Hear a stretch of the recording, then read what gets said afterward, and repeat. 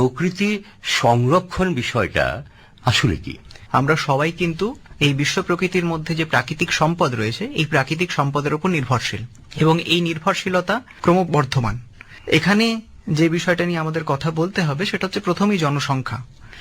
জনসংখ্যা শুধুমাত্র ভারতের নিরিখে নয়, গোটা বিশ্বের নিরিখেই সেটা ক্রমশ বৃদ্ধি পাচ্ছে, এবং সেটা যত বৃদ্ধি পাচ্ছে তার সঙ্গে সঙ্গে প্রাকৃতিক সম্পদের ব্যবহার বৃদ্ধি পাচ্ছে। একদম। এখানে আমার মহাত্মা গান্ধীর একটা কথা মনে পড়ে যাচ্ছে। জাতির জনক মহাত্মা গান্ধী, মহাত্মা গান্ধী তিনি বলেছেন যে আমাদের বিশ্ব প্রকৃতিতে যে প্রাকৃতিক সম্পদ রয়েছে এই প্রাকৃতিক সম্পদ যথেষ্ট পরিমাণে রয়েছে সবার ব্যবহারের জন্য, কিন্তু কারোর লোভের জন্য নয়।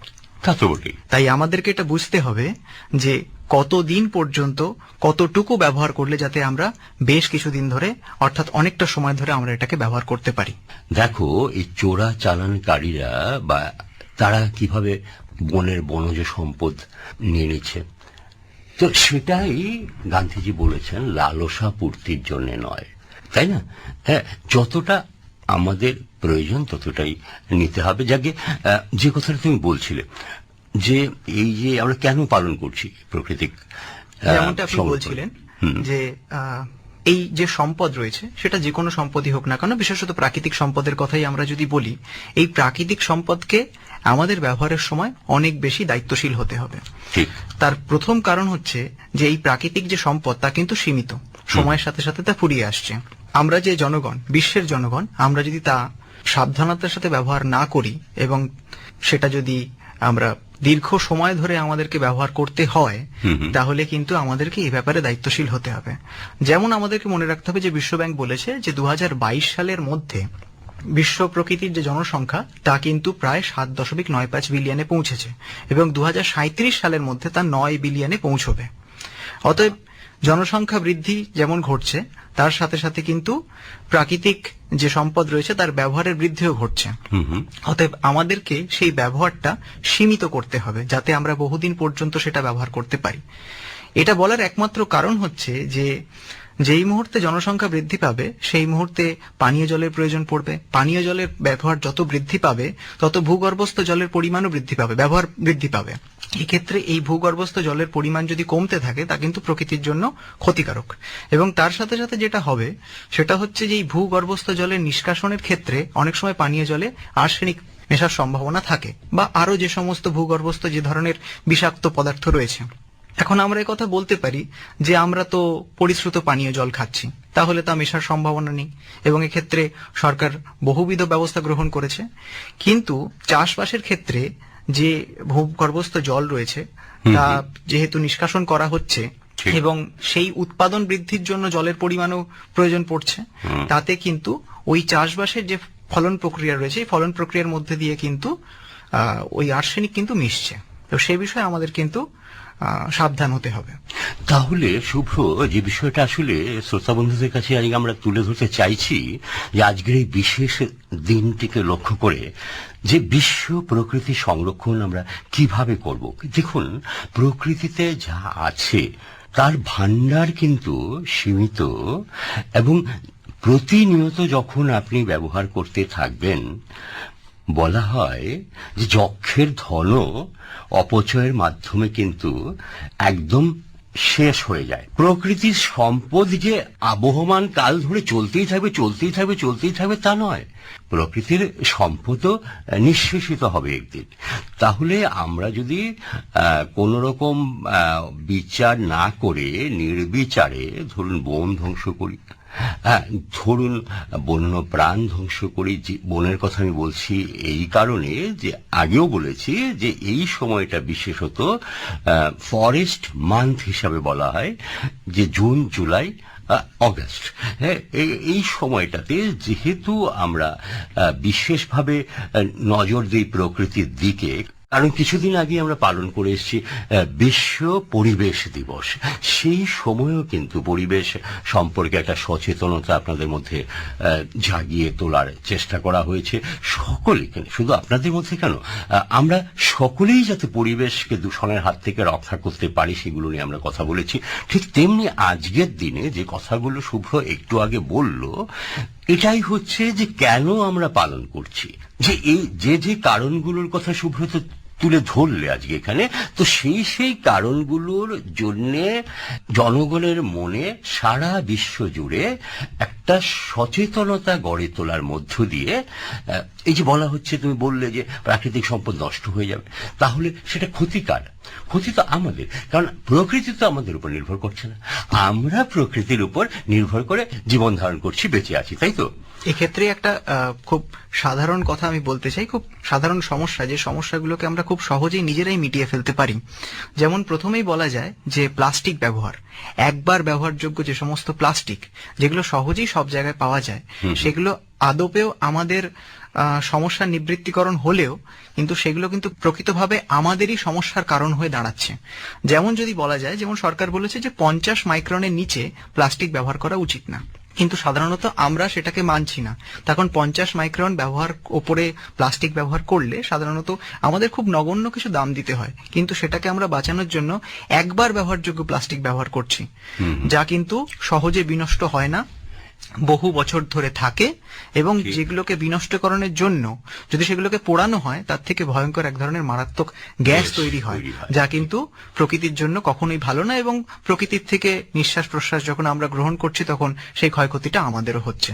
সেই জন্য এই ব্যাপারে আমাদের কিন্তু দায়িত্বশীল হতে হবে, এবং যত দ্রুত আমরা এটা হব তত তাড়াতাড়ি আমরা এই প্রাকৃতিক দূষণ থেকে মুক্তির এক ধাপ এগিয়ে যাব। ঠিক।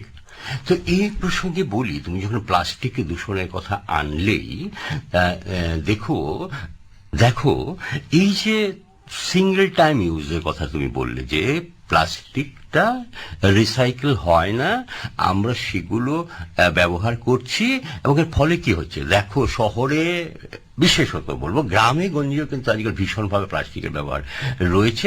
তাতে কি হচ্ছে, প্লাস্টিকটা নর্দমায় জল আটকে দিচ্ছে, নিষ্কাশন ঠিকঠাক ভাবে হচ্ছে না, এবং যেহেতু তুমি বললে এটা বায়োডিগ্রেডেবল নয়, অর্থাৎ এটা সহজে বিনষ্ট করা যায় না, এবং যদি পুড়িয়ে দাও তাহলে বললে যে এটা গ্যাস যেটা নির্গত হয় সেটা আমাদের শরীর এবং স্বাস্থ্যের পক্ষে ভালো নয়, পরিবেশকে দূষিত করছে।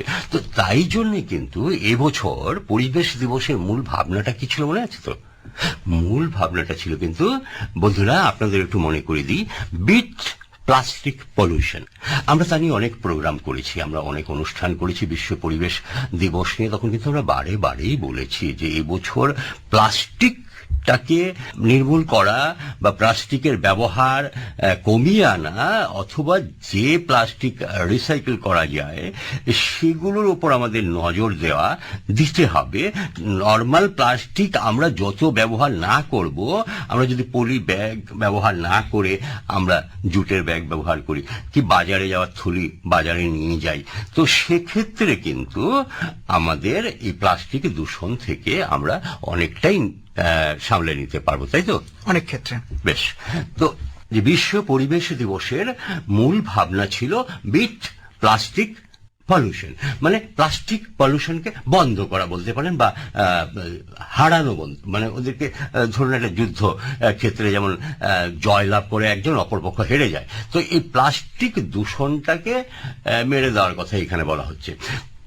এই প্রসঙ্গে বলি, আজকে যে আমরা বিশ্ব প্রকৃতি সংরক্ষণ দিবস পালন করছি, আজকের দিনটাতে বিশেষত, তারও কিন্তু একটা মূল ভাবনা রয়েছে, তাই তো শুভ্র? অবশ্যই। আমি একটু বলি, তা এই মূল ভাবনাটা হচ্ছে এবছর ওয়ার্ল্ড নেচার কনজারভেশন ডে এর এবছরের ভাবনা হলো প্রকৃতি সংরক্ষণ আর প্রাণ সংরক্ষণ, অর্থাৎ কনজার্ভ নেচার, কনজার্ভ লাইফ, তাই তো? ঠিক বললাম তো? এক কথায় যদি বলি যে প্রকৃতি বাঁচলেই প্রাণ বাঁচবে। একদম ঠিক বলেছো। তা প্রকৃতিকে বাঁচানোই কিন্তু আজকে আমাদের অনুষ্ঠানের উদ্দেশ্য।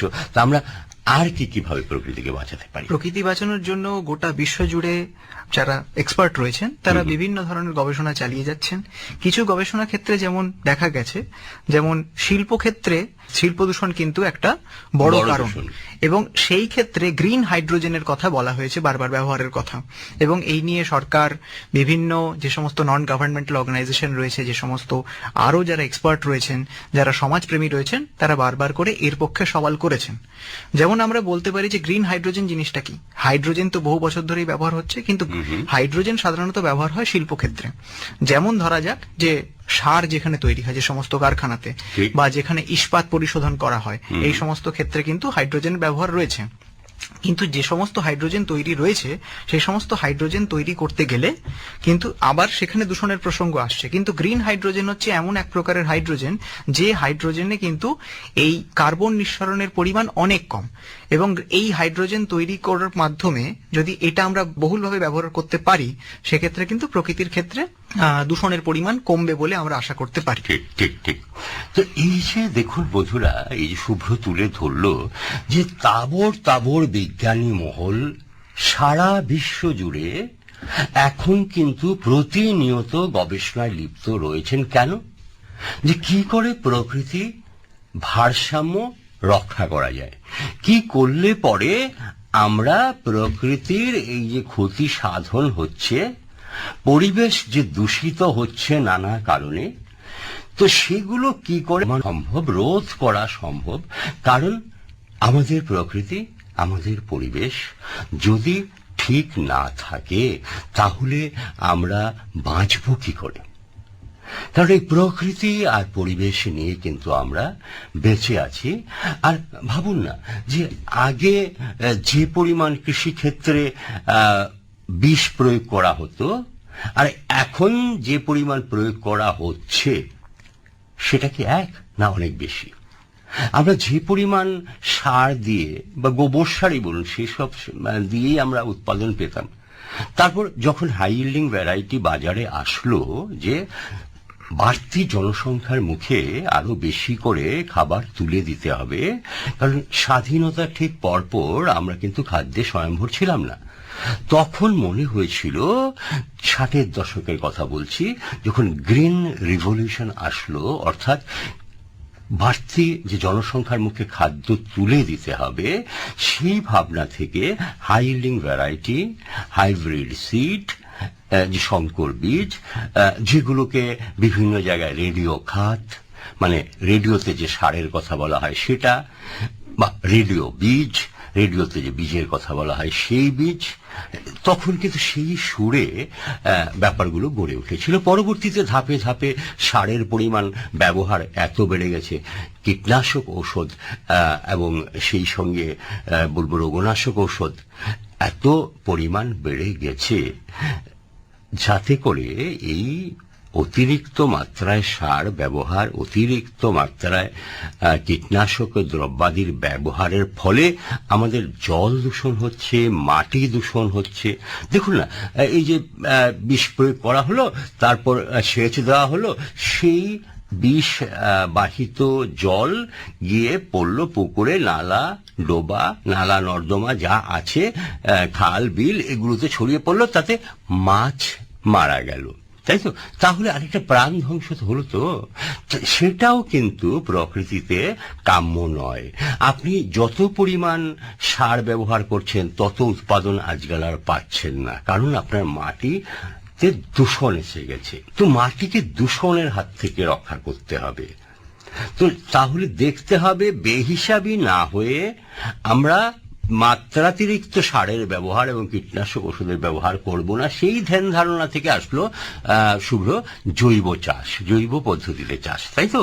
একদম। আর দেখো, এই জৈব পদ্ধতিতে চাষ থেকে যেন আরো একটু উপরে আমরা চলে গেলাম, এখন বলা হচ্ছে ন্যাচারাল ফার্মিং। ন্যাচারাল ফার্মিং মানে কি? প্রাকৃতিক ভাবে খাদ্য উৎপাদন করা। সেটা দেখুন আরেকটা কনসেপ্ট, আরেকটা ধারণা। এই প্রকৃতি যে সংরক্ষণের কথা বলা হচ্ছে বিশ্ব প্রকৃতি সংরক্ষণ দিবসে, সেই ধারণার মূল যে সুর বা মূল যে তাল লয় যাই বলুন না কেন, সেই থেকেই কিন্তু বলা হচ্ছে ন্যাচারাল ফার্মিং এর কথা। অর্থাৎ অন্যান্য ফার্মিং সিস্টেম যা বর্তমান রয়েছে মাটিতে, সেগুলোকে বজায় রেখে আমরা যেন চাষবাসের পদ্ধতি অবলম্বন করি, তাই তো? তো তা যদি হয়, একটা জিনিস যে কথাটা তুমি বলছিলে যে আমি বললাম কনজার্ভ নেচার কনজার্ভ লাইফ, অর্থাৎ প্রকৃতি সংরক্ষণ এবং প্রাণ সংরক্ষণ এবছর এই বিশ্ব প্রকৃতি সংরক্ষণ দিবসের মূল উপপাদ্য বিষয়, অর্থাৎ বলা যেতে পারে মূল সুর বা ভাবনা, মূল থিম। তুমি বললে কি আমাদেরকে আবারও সেই পুরোনো জায়গায় ফিরে যেতে হবে যে প্রকৃতি বাঁচলেই কিন্তু প্রাণ বাঁচবে। প্রাণ বাঁচবে। অতএব এই দায়িত্ব আমাদের, প্রকৃতিকে বাঁচিয়ে রাখলে তবেই আমরা বাঁচবো এবং তা সুস্থভাবে। এবং যতদিন পর্যন্ত আমরা সীমিতভাবে আমরা লোভ সম্বরণ করে এই প্রাকৃতিক সম্পদকে সীমিতভাবে ব্যবহার করব, তত বেশি দিন পর্যন্ত আমরা সুস্থ